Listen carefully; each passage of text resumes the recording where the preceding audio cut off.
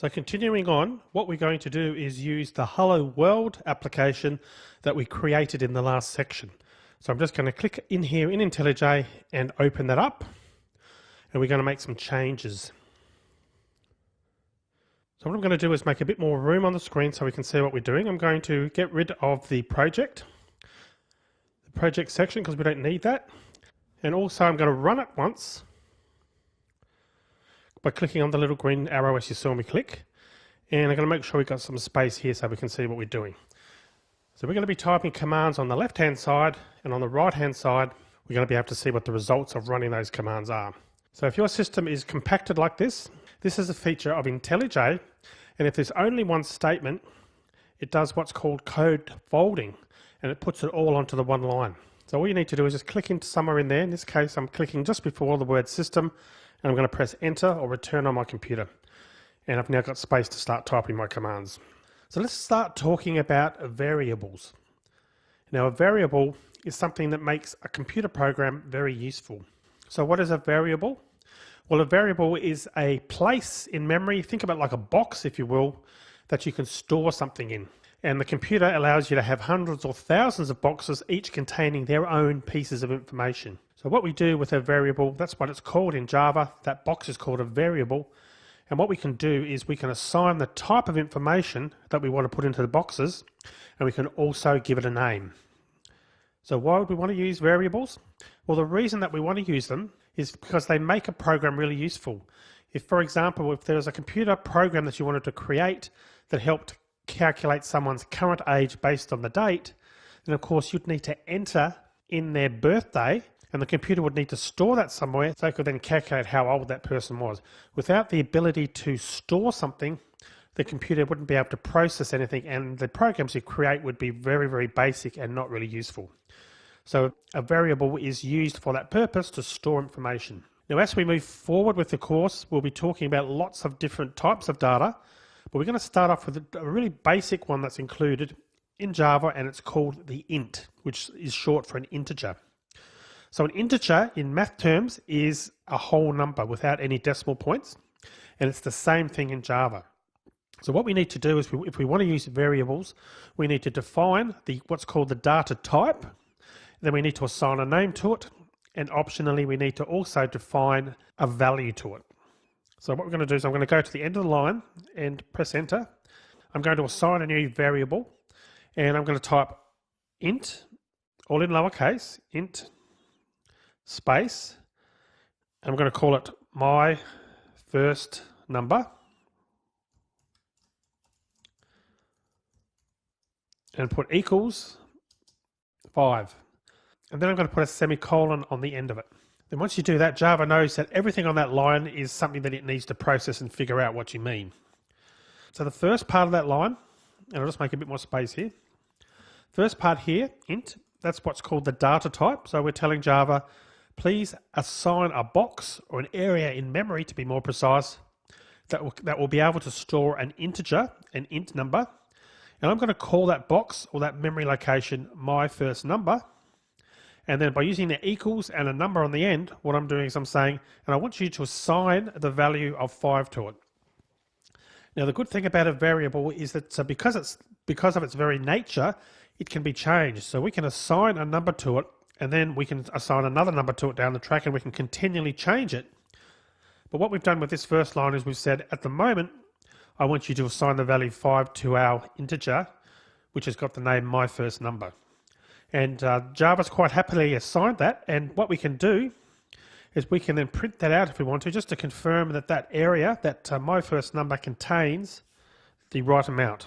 I can type system, capital S, system. You notice that I made a mistake. IntelliJ is following along and showing us options below what I'm typing. Couldn't find what I meant, so that's a good indication that I typed something wrong. I'm going to press backspace and type system dot out dot println. Now that's one way of doing it. I could have gone all that entire line like that, but there is actually abbreviation in IntelliJ. And if I type in SOUT,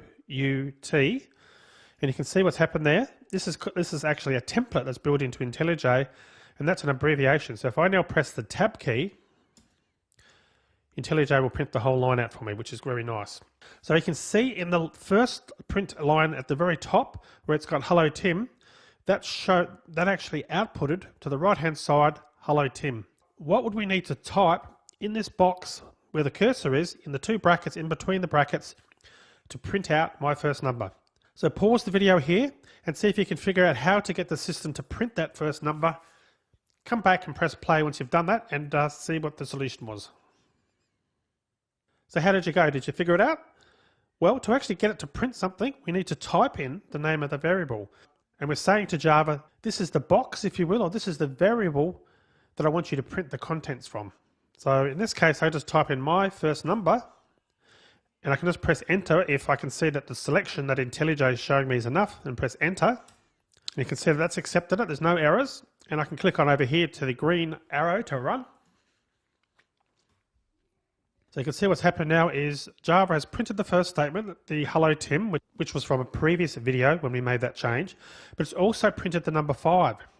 So that line system.out.println, my first number, it didn't actually print the text my first number, but rather what happened was because we put my first number there, so Java knew that that was a variable, and it went in and figured out and had a look at what is in that memory location, or what was in that box, if you will, what was the value of that variable, and it printed out the value, not the name.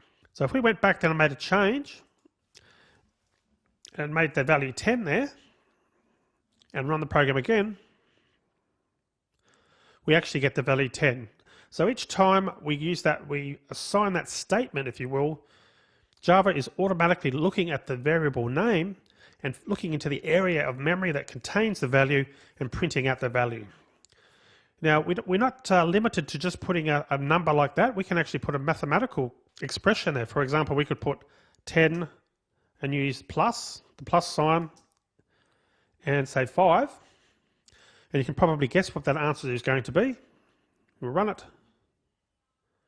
The answer is 15. And that's because Java looked at the expression 10 plus 5 and said, well, that's 15. It put 15 into the variable and save that into that memory location. Now these mathematical processes can get quite complex. They're literally like a scientific calculator. We can introduce brackets if we wanted to. We can put 10 plus 5 plus 2 times 10. So in theory that should be 10 plus 5 is 15 plus 2 times 10 is 20. So it should be 15 plus 20, so our answer should be 35 when we run it. And you can see that the answer we're showing is 35. Now what do you think would happen if I copy this line? So I'm going to copy that entire line and I'm going to paste it. What will happen if I do this? So what I've done is I've taken the variable name of my first number, but I've surrounded it in double quotes. And the hint there is that it changed to green. You notice much like the first print line with the Hello Tim, it changed to green. What do you think will happen in there? Do you think it'll print out the number 35 or will it print out my first number? Let's run it and see what will happen. And you can see what's happened there is because we've specified double quotes, we've told Java, this is not a variable, this is actually a string. And we want you to print whatever is in there and not to try and decipher that as a variable, but just to print it out as it was. So in this case, literally, all it did was printed whatever was in the double quotes. So generally speaking, if you see something in double quotes, that's not a variable, that's going to be treated by the computer as just a string, as literally whatever you want to type in there. And I could put something else in there, my second number, which obviously we haven't got a variable called my second number. We could run that and it just prints out my second number because there's no relationship to the variable there and what we're typing in double quotes. So let's go ahead and create a second variable. I'm going to call it int my second number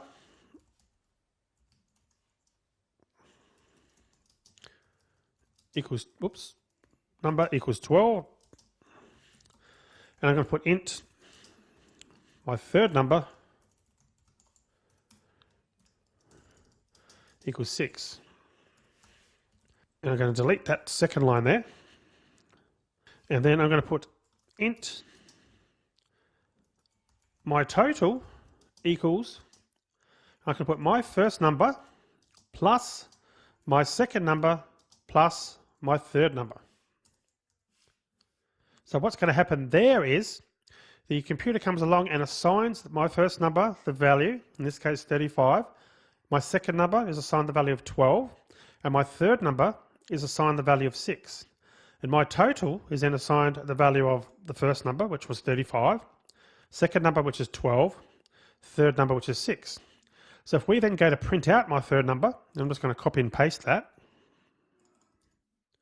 we should get the value of 35 for that line, plus 12 is 47, plus 6 is 53. So let's run that. And why did it come up with 6? Well, that's because I actually printed out my third number, which is the value of 6, and not my total. And this is another good thing that IntelliJ will come up and tell you, is if you see a variable that's grayed out like that, and if you just hover your mouse over it, it actually gives you a hint and says, well, look, my total is never used. Like so, and it says variable, my total is never used. So in other words, the computer was smart enough to figure out that, okay, you've set up this variable, but it hasn't been used anywhere. So if I then go ahead and copy that and paste that into the line to print out, that isn't grey anymore, because IntelliJ has quite correctly figured out, okay, you're now using that. So now if we run this, we should get the value of 53. So as you can see, it can be really quite complex. One last thing I'm going to do is change this a little bit. You can even do something like my third number equals my first number times 2. So therefore the value would be 35 for the first line, 12 for the second line, but then my third number is the first line's value, which was we decided was 35 times 2. So that line would be 70. So it would be 35 plus 12 is 47 plus 70 is 117. So if we now run this, we should get the value of 117. And you can see we've got a value of 117. So let's end with a challenge. So how would you define a new variable that had the difference between 1,000 and the current value of my total? So in other words, how would you assign that variable that it figured out that whatever the total was, whatever the value in my total was, to take that from 1,000 and to show the value from that and then to print that out on the screen. Go ahead and do that. Pause the video here and then come back when you're ready and we'll have a look at the solution. So how did you go? Did you figure it out? Well, to actually do that, we can type a new variable. We can type int my last one equals, and it's simply a matter of putting 1,000, take my total. So that will then look at the number 1,000, deduct from it my total, and leave us a value, which in this case should be the difference between 1,000 and 117, which is 883 if my math is correct. So what we can do is we can actually change this now, paste that in there, and if we run that, we'll actually run it. There we go, that's the value of 883. Now just a note before I finish this video, case sensitivity is very important here. Now I actually made a typo there. Generally speaking, when you're creating new Java variables, they should start with a lowercase m. Now the point I want to show you here is by changing the variable name to what it should be, which is starting with a lowercase number, you now get an error, and that's because if you type it in uppercase. And that's because Java is case sensitive when it comes to typing your commands. That's very much a common source of problems when you're learning a new language, is to get the syntax wrong, in other words to type a word wrong, but also to not type it in the right case. So as you can see there, because I changed this to a lowercase m, now from a human perspective that's so obvious that okay, well isn't that the same thing, because it's clearly it says my last one. No, it's not the same thing as far as the computer is concerned, because the m here is an uppercase m and that's a lowercase m. So I need to go back and change that to a lowercase m, and by doing that, that fixes the error. So do make sure you check that out. That's a very common cause of errors, and if you see something highlighted like that in red, that's usually a good indication that there's an error with your typing, and you can hover your mouse over it and it will usually tell you what the error is. In this case, cannot resolve symbol my last one. And what that is saying is it cannot find a symbol, or actually a variable in this case, called my last one. If we change it to lowercase m, it now matches the variable name that I've assigned on the previous line, and it will work. So that's the integer data type. We've now learnt the basics about that. In the next video, we're going to start looking at some other data types and how to mix and match those and take our results to the next level. So I'll see you in that next video.